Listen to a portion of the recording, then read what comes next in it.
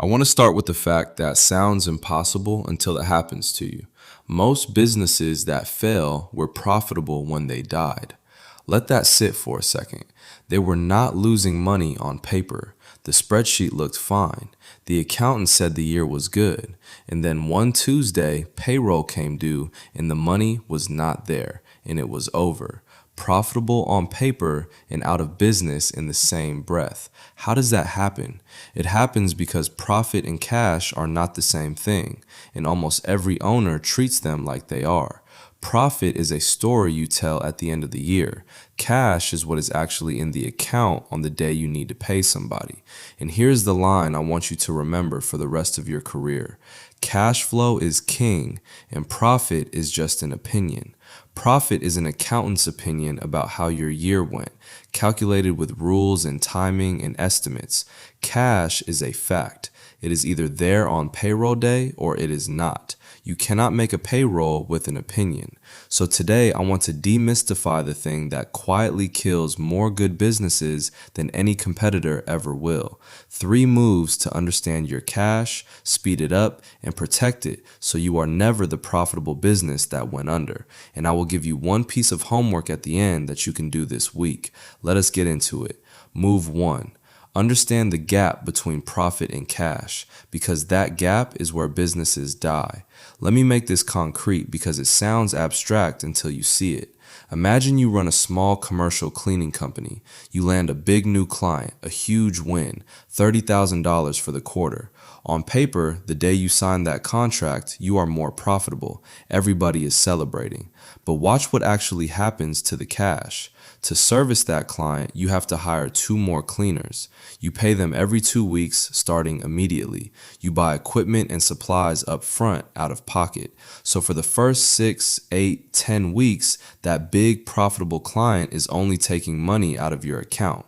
Then you send the invoice. And that client, being a big company, pays on net 60. So you do the work in month 1, you invoice at the end of month 1, and you finally see the cash in month 3. Meanwhile, you have made payroll 4 times waiting for it. That is the gap. You were profitable the whole time, and you could still have run completely out of cash in week 6 and gone under, holding a signed contract for $30,000 you had not been paid yet. This is the thing nobody warns you about. Growth eats cash. The faster you grow, the hungrier it gets, because every new customer needs to be serviced before they pay you. More owners get into trouble growing than shrinking, and it is almost always a cash timing problem wearing a growth costume. So the first move is simply to see your business in terms of cash, not just profit. Stop asking only, did we make money? Start asking, when does the money actually arrive, and what do I have to pay before it gets here? That single shift in the question is the whole game. Move 2. Shorten the time between doing the work and getting paid. In operations, we sometimes call this the cash conversion cycle, but forget the jargon. It is just the number of days between when money leaves your hands and when it comes back. Every single day in that gap is a day you are funding out of your own pocket. So your job is to make that number smaller. And there are levers, real ones you can pull this week. Lever 1, invoice faster. This is the most common place I see money left on the table, and it is pure self-inflicted pain. The work gets finished on the 1st, and the invoice does not go out until the 15th, because invoicing is nobody's favorite job and it slips. You just handed that customer 2 free weeks of financing out of your own account for nothing. Invoice the day the work is done, the same day. If you can automate it so the invoice fires the moment a job is marked complete, even better. Lever 2, change your terms. So many owners offer net 30 out of habit because that is what they think you are supposed to do, and they have never once questioned it. Why not net 15? Why not 50% upfront on big jobs, especially the ones where you have to spend real money to get started?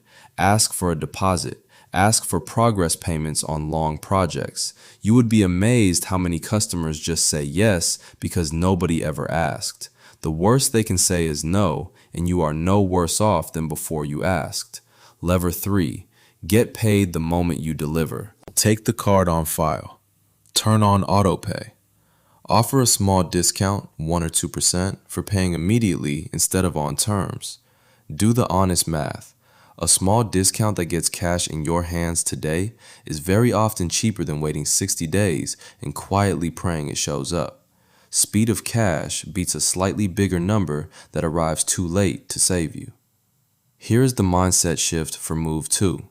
A sale is not complete when you deliver the work. A sale is complete when the money is in your account. Until then, you have not made a sale. You have made a loan, and you are the bank, and you did not agree to be the bank. Move 3, and this is the one that lets you actually sleep at night. Build the buffer.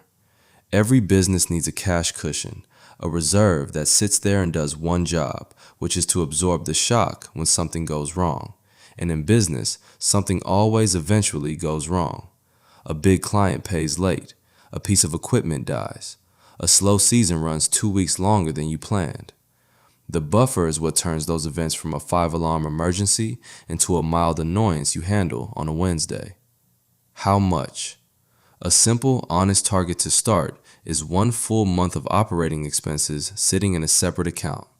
Everything it costs to keep the doors open for 1 month in cash that you do not touch. That is your starting line. From there, work toward 3 months, then 6. I know that sounds like a mountain when money is tight, so do not try to move the mountain at once. Here is how you actually build it. You pay yourself first, but you also pay the business first. Skim a small fixed percentage off of every single deposit that comes in, 5%, even 3%, and move it into that separate reserve account automatically before you can spend it. Treat it exactly like a tax you are legally required to pay, non-negotiable. It comes off the top and it disappears from your spending brain. 2 things make this work. First, it is a separate account, ideally at a different bank, so it is a little annoying to get to, so you leave it alone. Out of sight, out of reach, out of temptation. Second, it is automatic, so it does not depend on your discipline or your memory in a busy week. Small, automatic, and untouchable. That is how a buffer actually gets built. 1 deposit at a time, almost without you noticing, until one day you look up and you have 3 months of breathing room in a completely different relationship with stress. So let me bring this together because I want you to actually do something with this, not just nod. Here is your homework for the week, and it is 1 number. Sit down and figure out your true monthly operating cost. Everything it costs to keep the lights on for 1 month. Rent, payroll, software, insurance, all of it. 1 number. Most owners do not actually know this number, and it is the single most important number in your business because it is the finish line for your buffer and the size of the hole you have to survive if the cash ever stops. Just find the number this week. That is the whole assignment. You cannot build a buffer if you do not know how big it needs to be. Because here is the real difference. A business run on profit alone is a story you hope is true. A business run on cash is one you can actually see and steer and survive. Same revenue, same customers, completely different level of control. And the only variable is whether you decided to watch the thing that actually keeps you alive. Revenue is vanity. Profit is sanity, but cash is survival. If you want the tools to actually do this, the simple cash flow tracker, the templates for terms and deposits, the buffer calculator that tells you your number, that is all waiting for you inside the Small Business MBA. It is genuinely free. No card, no trial, no catch. Everything you need to stop flying blind on the one thing that can end your business overnight. And if you are someone who runs operations for a living, if managing the real machinery of a business is your craft, then I want to point you somewhere else too. We are building the National Board of Operations Professionals, the first real standard and credential for operators, and we are building it in the open with the people who actually do the work. If that is you, come get involved. But whatever you do this week, stop staring only at the profit line. Go find your number. Speed up your cash. Build your buffer.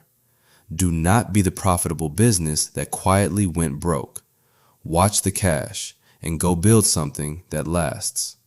I will see you in the next one.